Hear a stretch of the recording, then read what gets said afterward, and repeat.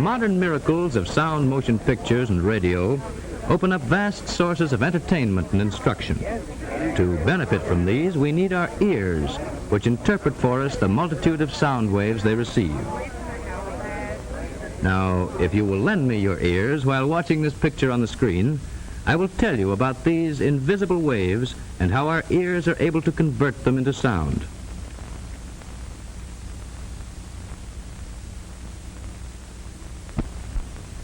We all know that if a pebble is dropped into water, ring-like ripples spread in all directions over the surface. A doorbell ringing sends out similar but invisible wave-like impulses which travel through the air with a speed of about 1,100 feet per second. Sounds of every kind are transmitted to our ears by just such waves. Even now, as my voice comes to you, it is carried by these air waves to be conveyed to your own brain by nerve impulses created within your ear. As we shall see, this feat of conversion requires the highly refined and perfect mechanism which is our ear. To begin with, air impulses are caught by the outer shell and directed into the ear canal. Now let us look into this canal by using a specially designed instrument like this otoscope, which is used by physicians when examining our ears. There in the center we see a small disc, which is the drum membrane. Now here it is at very close range and very much enlarged. Sound waves beat against this membrane as drumsticks beat upon a kettle drum or tympanum. So it is naturally called the tympanic membrane. It lies a little more than an inch from the outer opening and completely shuts off the eardrum from the ear canal, just as a drumhead completely covers a drum. Hidden immediately beyond this barrier lies the oddly shaped and highly specialized organ which by far surpasses any instrument of human invention in its ability to detect and to interpret sounds of every conceivable kind and degree. It is indeed rightly called the most remarkable mechanical system in the human body. And now let us examine the general position of this apparatus when seen from the front. Here is the ear canal and the more internal parts which have an outlet into the throat. The Eustachian tube. This important connecting passage opens just above the tonsil. Like other important sense organs, the ear lies close to the brain. All sound waves entering the ear are converted into nerve impulses. These impulses are conveyed to the brain by the auditory nerve, the shortest path to the auditory center, which controls the organ and where sound perception or hearing is located.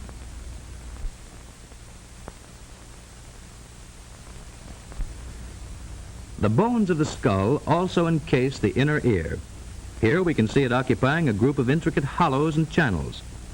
These are safely protected within the hardest portion of the temporal bone.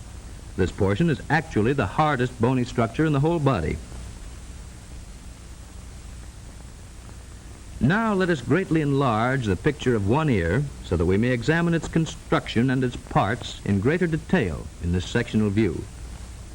The ear is divided into three parts.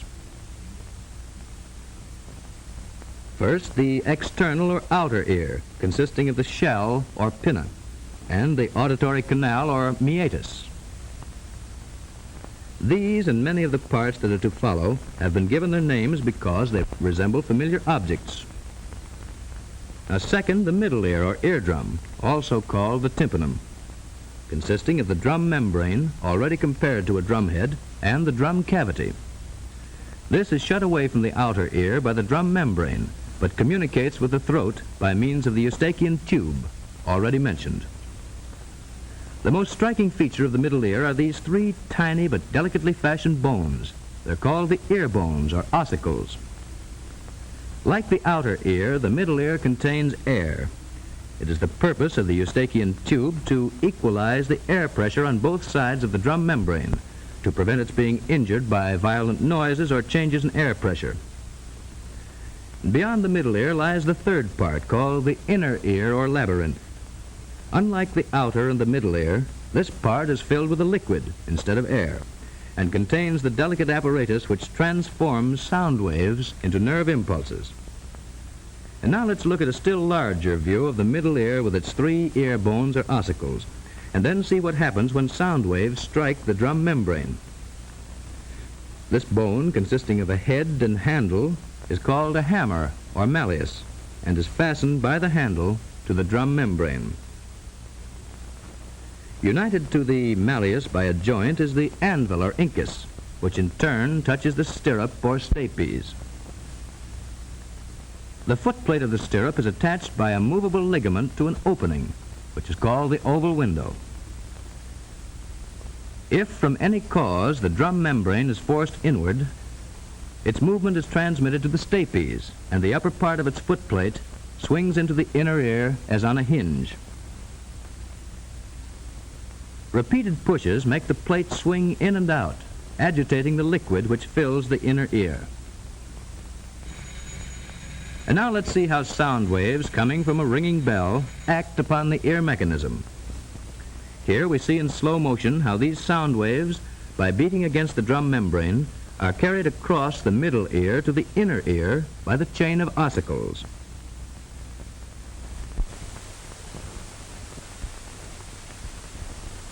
The inner ear, or labyrinth, contains the minute but extraordinary mechanism which finally converts sound waves into nerve impulses. If the eardrum should be destroyed, sound waves could still reach the inner ear through the surrounding bone and cause some sensation of hearing. But destruction of the labyrinth itself causes complete deafness. The labyrinth, as its name implies, consists of a maze of passages or tunnels, hollowed out of the solid surrounding bone. These passages are loosely lined with a skin or membrane. Now, if we remove its surrounding bone, we reveal the shape of the entire labyrinth as it is formed by its lining membrane. Part of the labyrinth consists of these 3 ring-shaped passages, called the semicircular canals. These, however, only aid the body in keeping its balance, and need not be considered in connection with hearing. Our real interest is in this rounded portion with the 2 small openings, and, of course, the part with which it is united and which looks like the shell of a snail.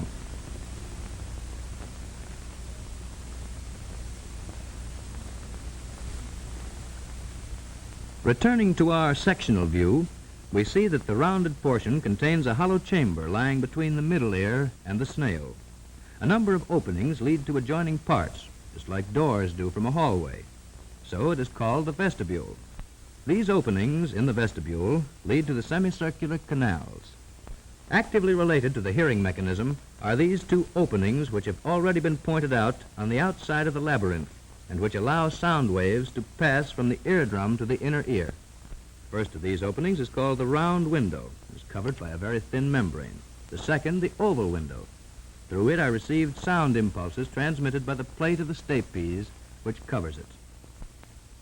And the third opening leads into the upper half of the passage, which has the shape of a snail or cockleshell, and so is called the cochlea.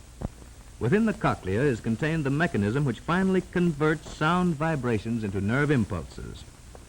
Let us look at the inside of this amazing little instrument. If we were to slice through the middle of the cochlea and then turn the separated portion face upwards, we would see inside a spiral-shaped canal which circles around a central core of bone called the modiolus.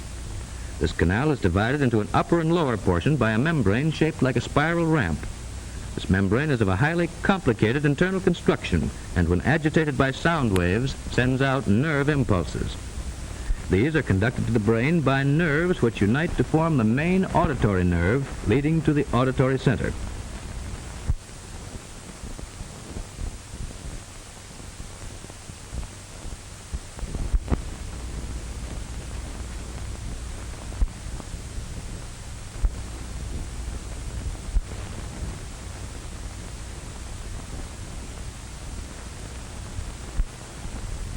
Now let's look at a simple diagram of the cochlea and its action. And this time, let's take off the top. Here again, briefly, we recognize the vestibule with the oval window covered by the stirrup. And directly below is the round window covered by its membrane. And here is the third opening, which leads directly into the inner channel of the cochlea. This white line represents the all-important spiral membrane, which transforms sound waves into the sensation of hearing. As we have seen before, this space is filled with a liquid. Now here again, we observe the action of sound waves upon the ear. This is merely a simple picture of the complicated action that results when sound waves enter the inner ear by way of drum and ear bones. The liquid, when set into vibration, causes wave-like shakings of the spiral membrane. These shakings, in turn, set up the nerve action, which, when carried to the brain, results in the sensation of hearing. The ear, then, is a very delicate and complicated mechanical device, astonishingly sensitive in its ability to separate and to distinguish a vast medley of sounds. It excels by far the most ingenious and delicate instruments ever devised by man.